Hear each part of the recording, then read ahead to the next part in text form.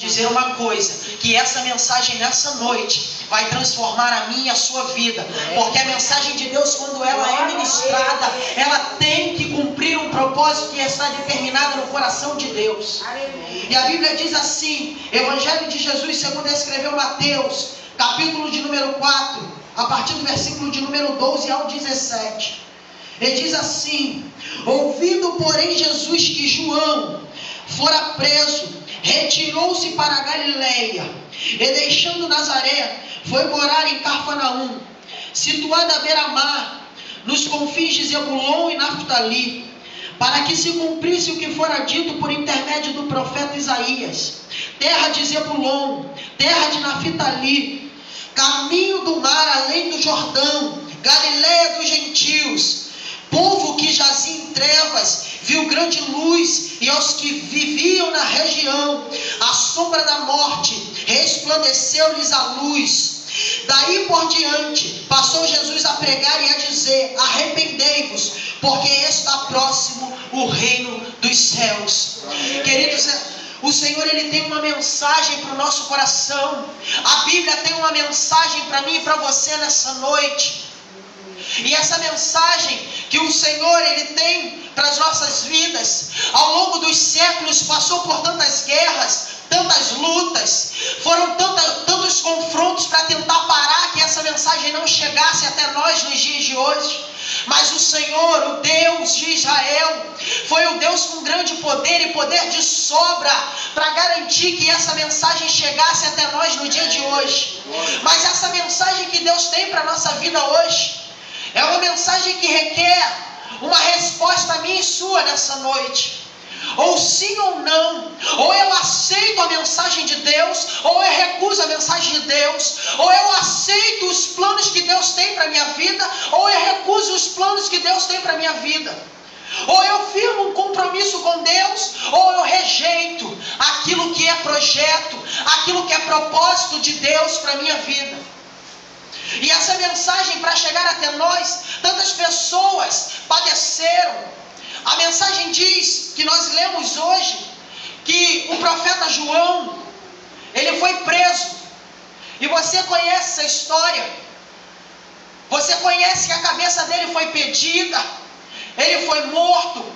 E quando a mensagem chega a Jesus que João foi preso, ele se apressa em sair daquele lugar e passar para Cafarnaum.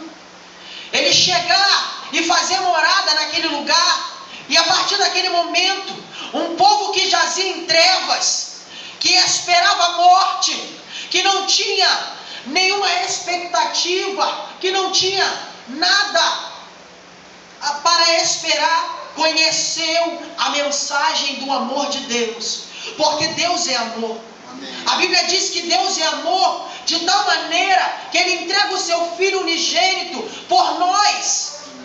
E aí você vai dizer para mim hoje: Alexandre, mas o que tem a ver trevas comigo?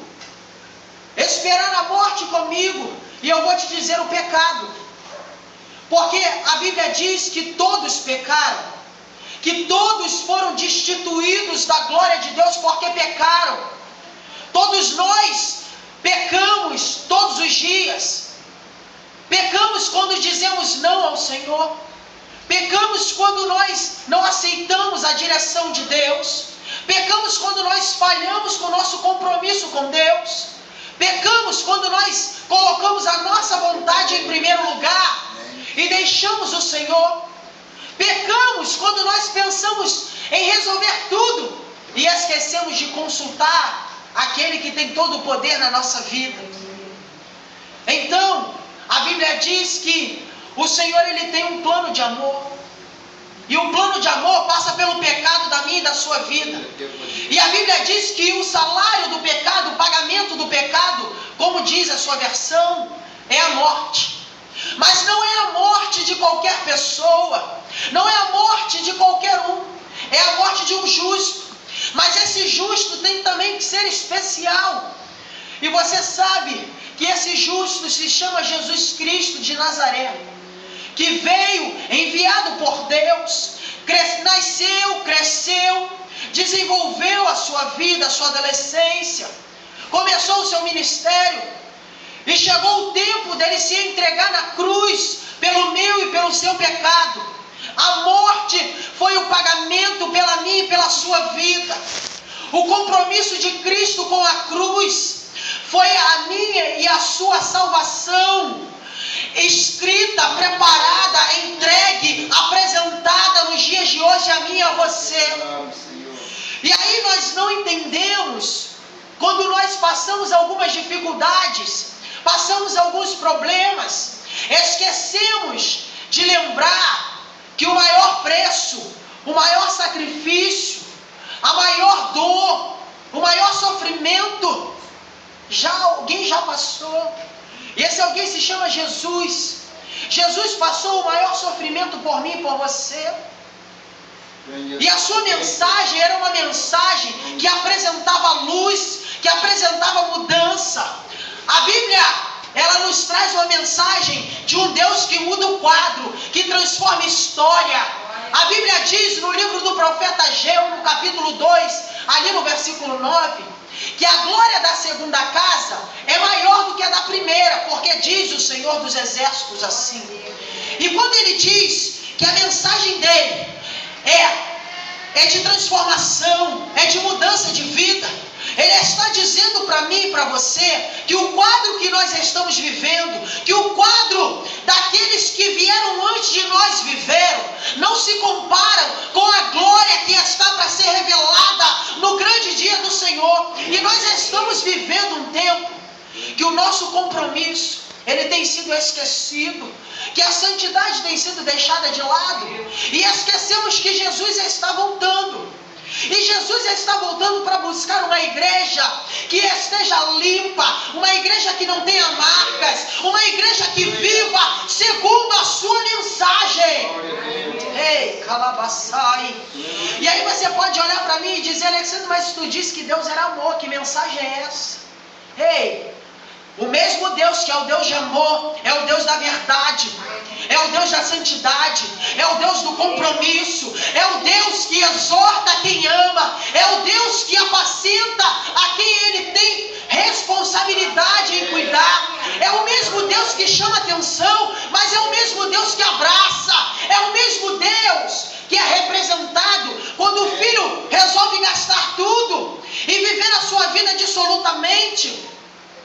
É o mesmo Deus que é representado pelo pai que espera o seu filho, que espera o seu filho voltar e se arrepender. E nessa noite esse Deus também está aqui. Há um mistério de Deus aqui hoje, queridos, dizendo para mim que Deus é amor, que Deus nos ama de uma forma que Ele está nos despertando nessa noite. Há um compromisso com a sua palavra, há um compromisso em responder: sim, Senhor, eu quero aceitar a sua mensagem, eu quero voltar atrás e fazer segundo aquilo que o Senhor tinha me chamado para fazer. Porque quantos hoje esquentam o banco das igrejas, estão fisicamente presentes, mas mentalmente e espiritualmente já não fazem mais parte do corpo de Cristo. Vêm para as igrejas, sentam nos bancos, cantam, adoram, mas são vazios, porque a verdade do Evangelho, a verdade da mensagem transformadora de Cristo, não consegue mais penetrar em seu coração endurecido.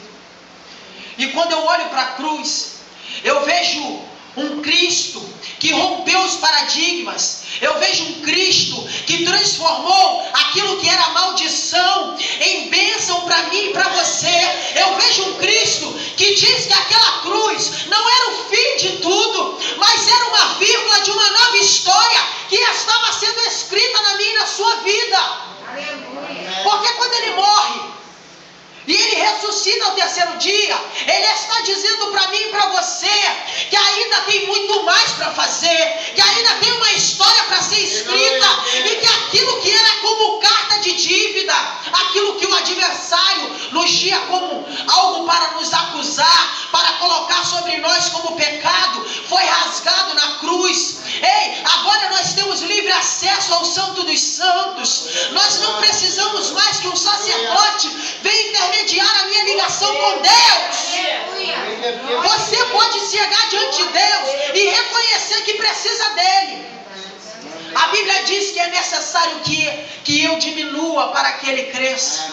É necessário eu diminuir para que ele cresça em mim. É necessário que eu diminua o meu eu, as minhas vontades, o meu querer sejam largados para que a vontade do Pai seja cumprida na minha vida.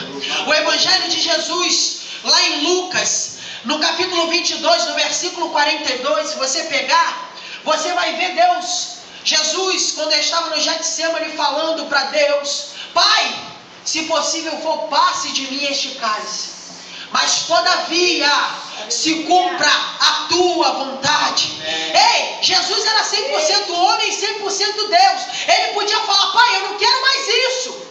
A minha vontade não é mais morrer por eles, porque eles me acusam, eles vão me bater, eles vão cuspir na minha face, e eu tenho que morrer por eles.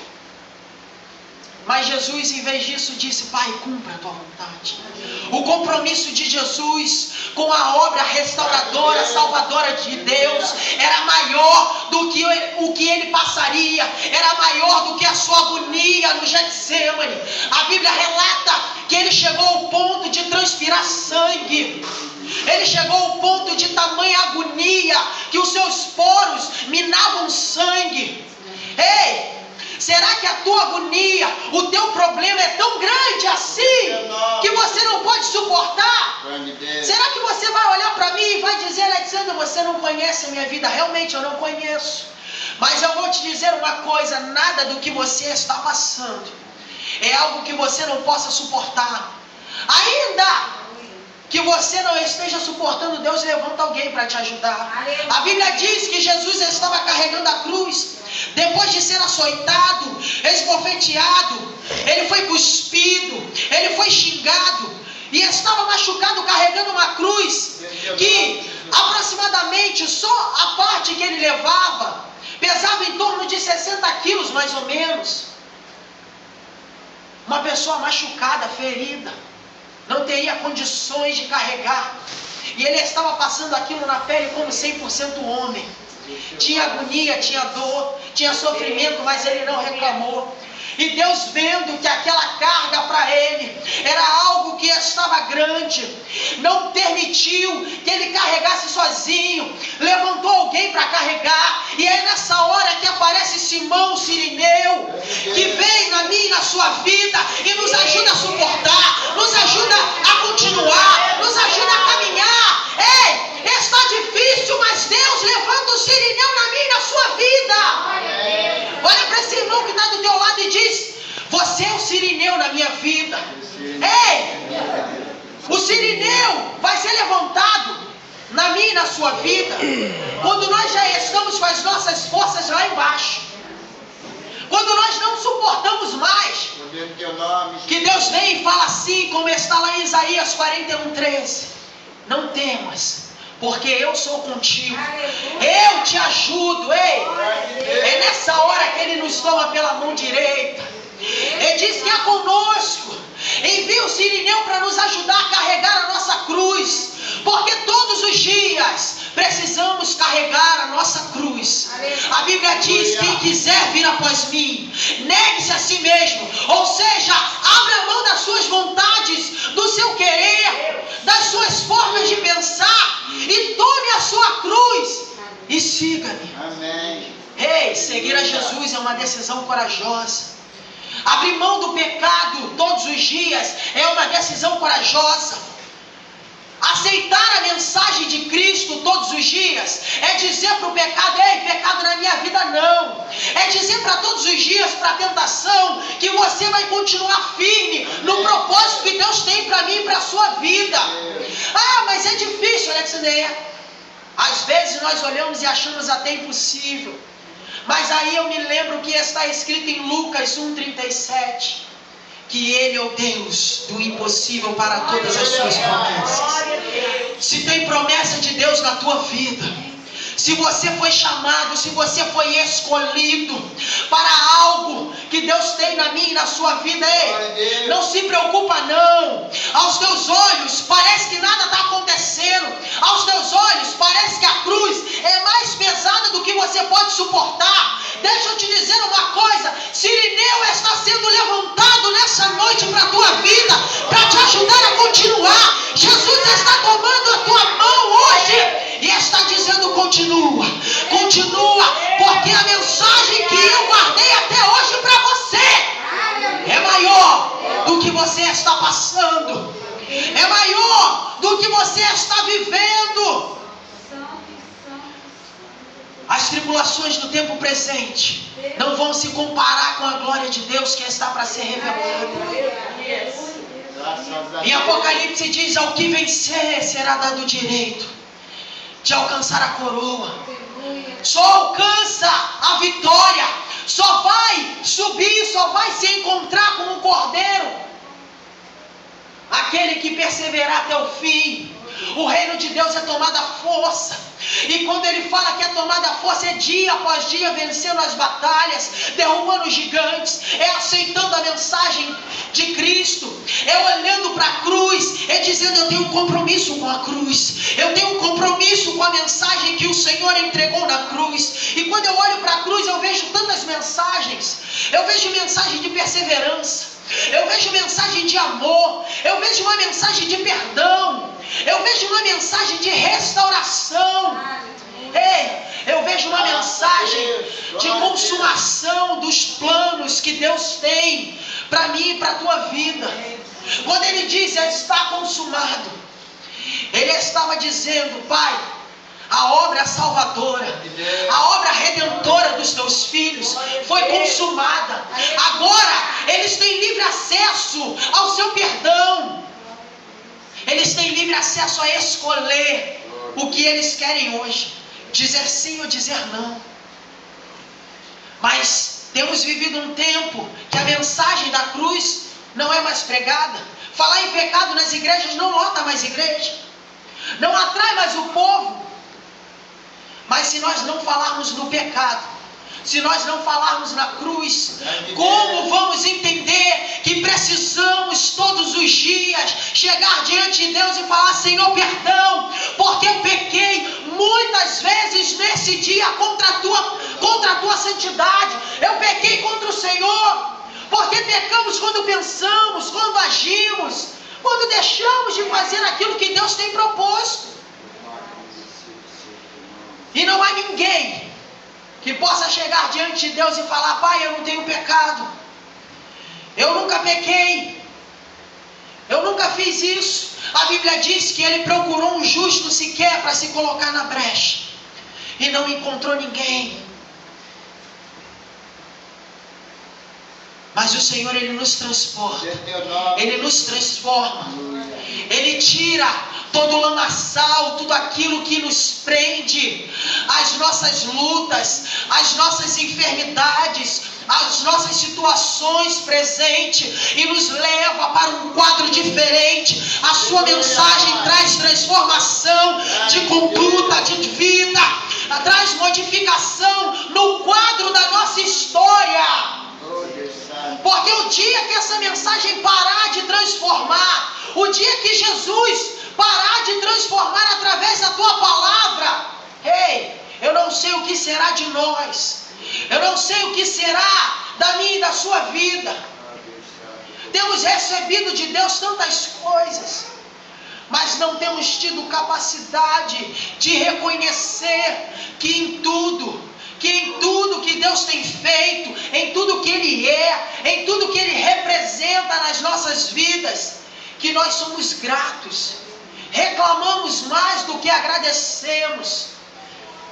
Se a porta se fecha, nós reclamamos, porque Deus. Em teu nome, Jesus.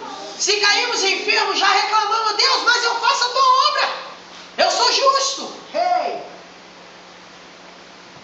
Dá graça em tudo, em tudo dá graça, em tudo agradece a Deus, em tudo rende graças ao seu Senhor, porque Ele sabe o que faz. Amém. E em vez de ficar questionando aquilo que Deus faz na nossa vida, se nós começássemos a adorar, começássemos a enxergar que no meio da luta, que no meio da dificuldade, Deus tem um projeto maior e melhor, e Ele quer nos ensinar algo. a nossa vida seria transformada de uma forma sobrenatural. Tem algo maior de Deus, tem um compromisso maior de Deus conosco, mas Ele requer de nós renúncia de tudo aquilo que nos afasta dEle, renúncia de tudo aquilo que nos tira do compromisso que temos e que fomos chamados para vivermos com Ele. E eu fico imaginando Jesus naquela cruz, quando o pecado de toda a humanidade veio sobre Ele. Eu fico imaginando a agonia de Cristo, tentando chamar o afago do Pai, mas o Pai tinha que se afastar dele, porque a Bíblia diz em Isaías: o que faz separação do homem e de Deus é o pecado. Ei, será que você pode entender a dimensão do compromisso de Cristo? Ele se fez pecador por mim e por você. Por um instante ele perdeu o contato com Deus, com o seu Pai, por causa do pecado, por causa do compromisso que Ele tinha conosco. E nós não podemos ter 0,0001% de responsabilidade, de cuidado, de zelo com a mensagem que Cristo tem nos entregue todos os dias. Você está respirando porque Deus ainda tem uma obra na tua vida, porque o dia que você acordar e Ele decidir que não é mais o teu tempo de fazer algo nessa terra, Ele sopra a vela da tua vida e acabou. Nós não sabemos o que vai acontecer amanhã. Então hoje Deus está nos chamando a estarmos firmes naquilo que Ele tem para nós. Porque a Bíblia diz: basta a cada dia o seu mal. Eu não tenho que estar pensando o que eu tenho que fazer amanhã, o que eu vou fazer depois de amanhã. Eu tenho que estar preocupado hoje. Senhor, o que Tu queres que eu faça hoje? Senhor, aonde é a área da minha vida que eu preciso transformar? Aonde que eu estou em débito? Onde eu estou em falta contigo, Deus? E queremos viver um tempo aonde nós só recebemos e não damos nada. O Evangelho de Cristo é um evangelho de dar, de entregar. Amém. Você vê a mensagem de Gênesis, Apocalipse, você vê um Deus requerendo, você vê um Deus que entrega, que faz sacrifícios por mim e por você, nos dá exemplos de sacrifício, nos dá exemplos de entrega. Louvado seja Deus. Em Romanos 12:2, Ele nos diz que nós precisamos renovar o nosso entendimento e entregar o nosso corpo como sacrifício vivo, santo e agradável. O Senhor está requerendo de nós uma postura de santidade, uma postura de compromisso, uma postura de entrega naquilo que Ele tem conosco. E não queremos mais ouvir mensagens desse tipo, porque mensagens desse tipo não nos faz pular, não nos faz ver chaves, envelopes, mas mensagens desse tipo nos faz refletirmos em tudo aquilo que Deus já fez na nossa vida, em tudo aquilo que Ele representa na nossa vida. Eu não adoro a Deus pelo que Ele pode me dar, eu adoro a Deus pelo que Ele é na minha vida. Eu adoro a Deus Ele me livrando ou Ele não livrando. Eu adoro Deus Ele abençoando ou Ele não abençoando. Ele vai continuar sendo Deus contigo ou sem você. Mas você, eu e você sem Deus, ei, nós não somos nada. Nós sem Deus ficamos como marionetes na mão do adversário. E Deus não me criou, não te criou para sermos marionetes na mão do diabo. O diabo não pode ter autoridade nem poder sobre as nossas vidas. Deus te chamou para viver os planos que Ele tem para mim e para você. E são planos, como diz lá em 1 Coríntios, no capítulo 2, no versículo 9. Que os olhos não viram, que os ouvidos não ouviram, e nem mesmo chegou ao nosso coração que Deus preparou para nós. Ei, é uma dimensão grande. É uma dimensão aonde eu e você muitas das vezes não conseguimos alcançar o que Deus tem lá na frente. Às vezes algo acontece hoje e nós começamos logo a lamentar, começamos logo a murmurar. E Deus está querendo nos mostrar algo com essa situação. Quando João Batista foi tomado, foi preso, e a sua morte foi decretada, estava ali sendo determinado o início do projeto salvador de Deus. Porque de fato começou o ministério de Cristo a pregar: arrependei-vos, arrependei-vos, porque já é chegado o reino dos céus. O reino dos céus já estava presente na pessoa de Cristo. O reino dos céus está presente na minha e na sua vida, através do Espírito Santo, através da sua mensagem restauradora, transformadora e poderosa para modificar as nossas vidas. Eu quero viver hoje o melhor de Deus. Eu quero viver hoje aquilo que Deus tem para a minha vida. Eu não preciso esperar 5, 10 anos para viver o melhor de Deus. Porque quem sabe aonde eu vou estar daqui a 5, 10 anos. Mas hoje o Senhor está dizendo: eu preciso dizer sim para tudo aquilo que o Senhor está requerendo de mim, para tudo aquilo que está sendo entregue através da sua mensagem. Queremos vir para a igreja com medidor de unção, saber se aquele que vai ministrar o louvor, aquele que vai pregar, ele vem falar algo que vai mexer com o meu coração. Ei, deixa eu te dizer uma coisa: o que mexe com o nosso coração é algo emocional, mas aquilo que transforma a nossa história e transforma a nossa conduta, a nossa vida, são as coisas que Deus tem para nós. Aleluia. Eu não posso chegar na igreja e me contentar com um pouquinho de arrepio, um pouquinho que eu senti algo diferente. Eu tenho que pedir a cada dia que eu chegue na casa do Senhor e eu saia diferente da forma que eu entrei. Se eu entrei enfermo, eu tenho que sair curado. Se eu entrei precisando de libertação, eu tenho que sair liberto. Se eu entrei cabisbaixo, eu tenho que sair daqui com o meu ânimo renovado. Porque a Bíblia diz que Deus, Ele não tem qualquer coisa para nós. Ele tem vida e vida em abundância. Ei! O adversário não pode minar a nossa mente, não pode cegar os nossos olhos, para que nós não possamos enxergar o que Deus representa para nós. E nessa noite, como eu disse anteriormente, essa mensagem ela requer uma resposta. Qual é a resposta que eu e você hoje estamos dispostos a darmos a Deus? Estamos dispostos a falarmos para o Senhor: sim, Senhor, eu aceito. Ou não, Senhor, eu quero viver da forma que eu acho melhor. Eu hoje decido viver o que Deus tem para a minha vida. Ainda que tenha luta, ainda que eu passe no deserto. Porque Deus em nenhum momento disse que seria fácil. Em nenhum momento eu vejo Deus falando que eu passaria 1000 maravilhas. Mas Ele disse que teria espinhos, que teriam lutas, que eu seria difamado, que eu seria açoitado, que eu passaria tantas coisas. Se os que vieram, os profetas que vieram antes de nós, não se livraram disso, por que que eu e você íamos perder essa bênção? Porque eu e você nos livraríamos de passar lutas, aonde nós olhamos e dizemos: Senhor, eu não aguento mais. Eu não suporto mais. E quantos entraram aqui hoje dizendo: Senhor, eu preciso de respostas. E o Senhor está dizendo: a maior resposta que eu tenho para vocês nesta noite foi dada na cruz. A maior resposta está na minha palavra. E nessa noite a resposta de Deus é essa: não para de acreditar.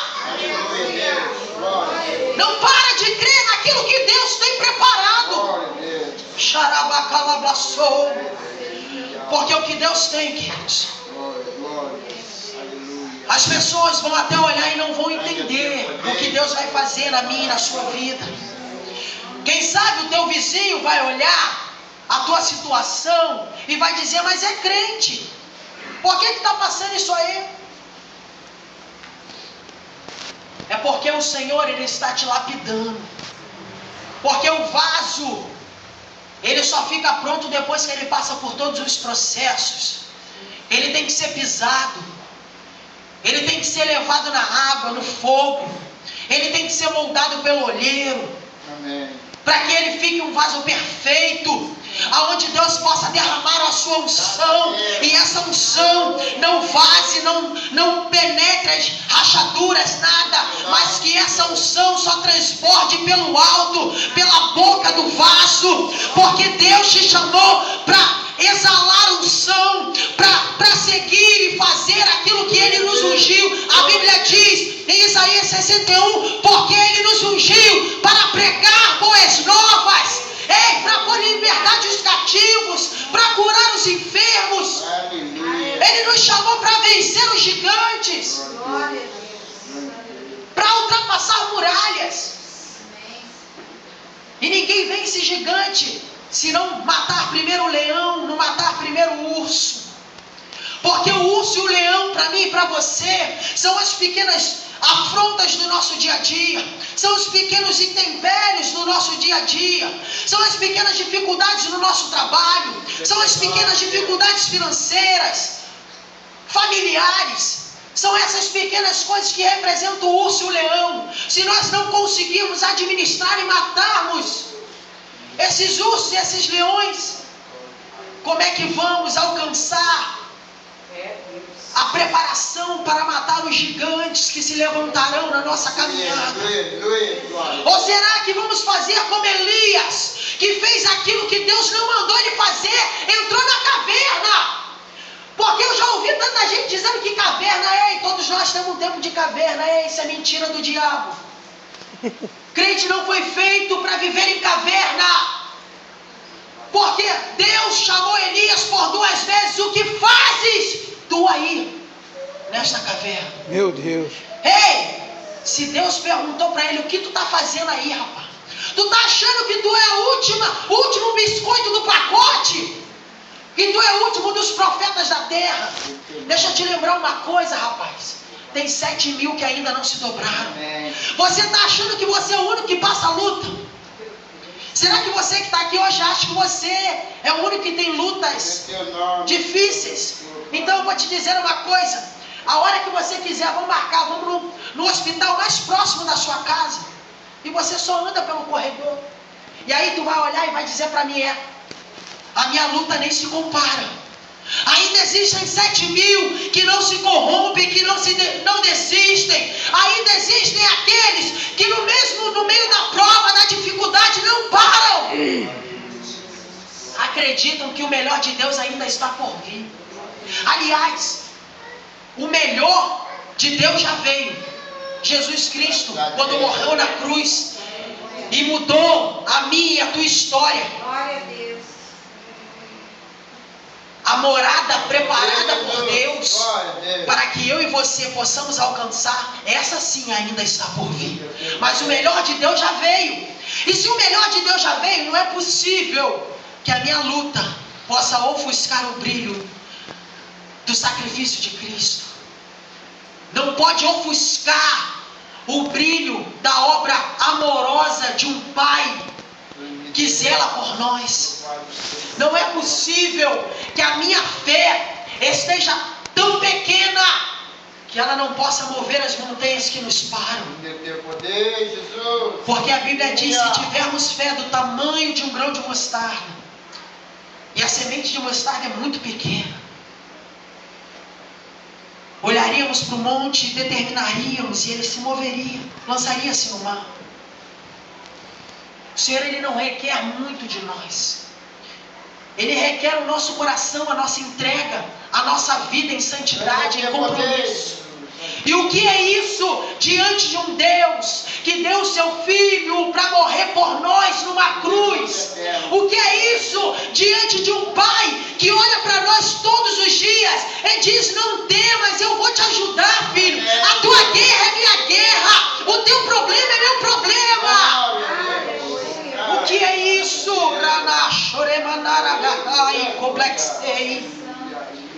O que é isso? Se eu fosse você nessa noite, queridos, eu adorava a Deus, porque você tem a oportunidade de estar aqui ouvindo o que Deus tem para mim e para você. Porque aí afora as pessoas queriam estar, mas muitos não conseguem. Ou porque perderam a sua vida, ou porque entenderam isso tarde demais. E você tem a oportunidade de entender no momento certo, na hora certa, e na dimensão e na proporção correta que você precisa para alcançar o milagre e a vitória que Deus tem preparada para você. Então hoje eu te convido a ficar de pé nessa hora. Eu não vou me estender mais até